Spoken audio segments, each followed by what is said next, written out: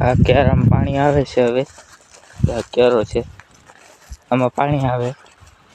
આયા કેરો આમાં અડધેથી તૂટી ગયો છે, એટલે આમાં આવી ગયું થોડું, એટલે લાઇટ વહી ગઈ છે, એટલે આ કોરો રહી ગયો છે. હવે આગળ લાઇટ આવી ગઈ. આ કેરામાં પાણી જાય જો આમાં. આ બધું પાવાનું છે હજી બાકી. જો જેટલી માંડવી દેખાય ને એ બધી માંડવી પાવાની છે. પાણી હવે આવે છે. પાણી એટલે પૂગી ગયું છે. આમ નાકું તૂટલું હતું તો હું જાઉં છું. હું અહીંયા આવ્યો. આ પાણી જો હજી અહીંયા પીગું છે. તો અહીંયા તૂટી ગયું. જો અહીંથી તૂટી ગયું છે, એટલે આ કેરો ભીનો થઈ ગયા. તૂટી ગયું હતું એટલે અમે પાછું હાંધી નાખ્યું છે.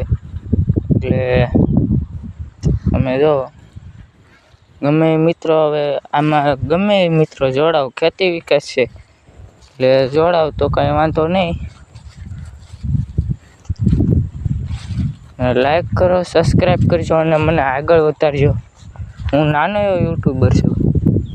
હજી મેં યુટ્યુબ ચાલુ કર્યું એને દોઢ મહિનો જેવું થયું છે. એટલે તમે ફોલો કરજો, લાઈક કરજો અને કોમેન્ટ કરજો. માંડવી કેવી છે એ તમે કોમેન્ટમાં જરાક જણાવી દેજો. તમને માંડવી ગમે થોડીક લાઈક સબસ્ક્રાઈબ પણ કરી દેજો.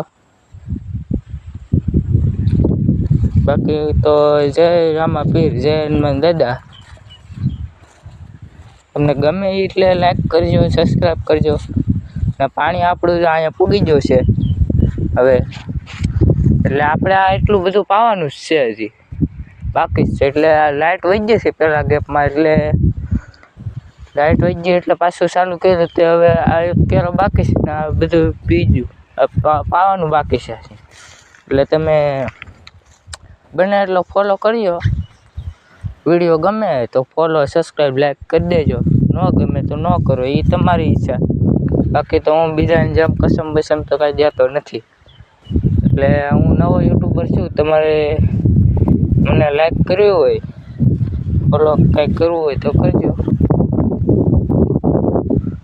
બાકી તો જય રામાપીર. આ બગલા આપણા મિત્ર કહેવાય. કે જેમ કે આપણે આમાં આગળ ઊભા હોય ને તો એમ ખબર પડી જાય કે બગલા આગળ હાલે એટલે ખબર પડી જાય પાણી ક્યાં પીગું એમ. એટલે આપણે જોવા જવાનું, આમ જોવા ન જાય તોય ખબર પડી જાય કે પાણી અહીંયા પૂગી ગયું, એટલે આપણે વાળી લેવાનું એમ. હું અહીંયા વાડીનું કામ કરું છું, એટલે મજા આવે. તો તમારે આમાં જોડાવવું તો જોડાવજો.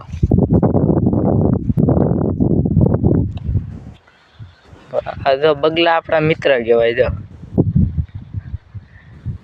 જેમ પાણી આગળ જતું જાય ને એમ બગલા પણ આગળ જતા જાય. એટલે આપણે આમ આગળ ઊભા હોય તો આપણને ખબર પડી જાય પાણી કેટલે પીગું. આપણે જોવા ન જાય તો કોણ ખબર પડી જાય. એટલે હું યુટ્યુબર નાનો છું, એટલે તમારે ફોલો લાઈક ગમે કરવું કરજો. હવે આપણે આમ આગળ જોઈ આવીએ એટલે ખબર પડે કે તૂટી ગયું કે તૂટ્યું ન હોય એમ, એ ધ્યાન રાખીએ.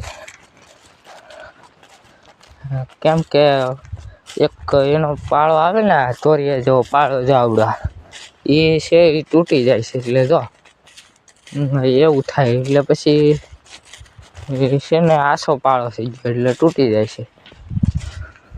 આ કેરો ઘડિયા ને પરે તૂટી જાય છે, એટલે મારે રિપેરિંગ કરવો જ પડે, બંધ કરવો જ પડે. બગલો જે અહીંયા સુધી પીગાય છે તો આપણે પાણી જે આપણે છે અહીંયા સુધી પગ છે ને બગલા, એટલે આપણે પાણી વાળવાનું છે. પછી બીજા કેરામાં આવશે, ત્યાં સુધી ભરાવી દેવાનો છે કેરો. આ તૂટી જાય છે ને એટલે મને ઘડિયાળ પર બંધ કરવું પડે છે. હવે આજનો બ્લોગ અહીંયા જ ખતમ કરીએ. કારણ કે હવે મારે પાણી વાળવાનું છે. આ બધું વળી જાય તો હું પછી પાછો બતાડી આગલા વિડીયોમાં. હવે બ્લોગ પૂરો કરીએ.